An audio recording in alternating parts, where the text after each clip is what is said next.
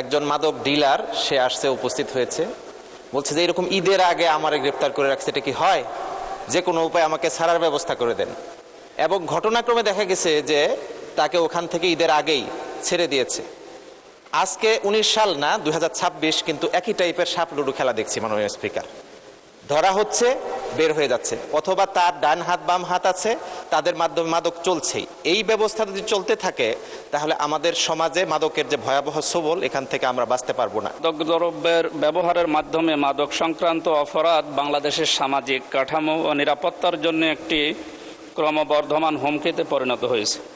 এই সংকট মোকাবেলায় মাদক দ্রব্য নিয়ন্ত্রণ আইন 2018 প্রণয়নকালে পৃথক মাদক ট্রাইব্যুনাল প্রতিষ্ঠার মাধ্যমে মাদক সংক্রান্ত অপরাধের দ্রুত ও কার্যকর বিচার নিশ্চিত করা, অধিকাংশ মাদক শ্রবণের মাধ্যমে মাদক সেবীরা চুরি, খুন, ধর্ষণ, ছিনতাই এবং ডাকাতি এই সমস্ত কাজে জড়িয়ে পড়ছে।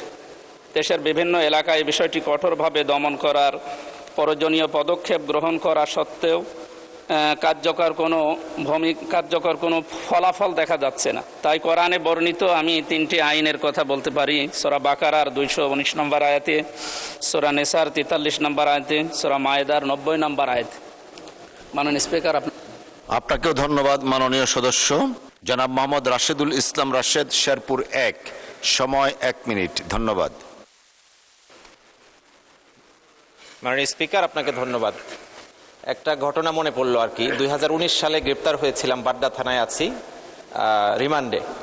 একজন মাদক ডিলার সে আসছে, উপস্থিত হয়েছে, বলছে যে এরকম ঈদের আগে আমারে গ্রেপ্তার করে রাখছে, এটা কি হয়? যে কোনো উপায় আমাকে ছাড়ার ব্যবস্থা করে দেন। এবং ঘটনাক্রমে দেখা গেছে যে তাকে ওখান থেকে ঈদের আগেই ছেড়ে দিয়েছে। আজকে 19 সাল না 2026, কিন্তু একই টাইপের সাপ লুডু খেলা দেখছি মাননীয় স্পিকার।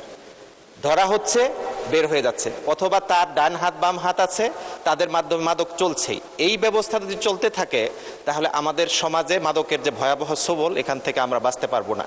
এই জন্য আমি মনে করি যে এটার সাথে আরও বেশি যাচাই বাছাইয়ের স্বার্থে জনমত যাচাই করা দরকার, এবং একই সাথে এটাকে বিশ্লেষকদের দিয়ে বাছাই করতে পারলে আমার মনে হয় যে আইনটি অধিকতর সংশোধন হবে। এই বিষয়ে আমি দাবি জানাচ্ছি। মাননীয় স্পিকার, আপনাকে ধন্যবাদ।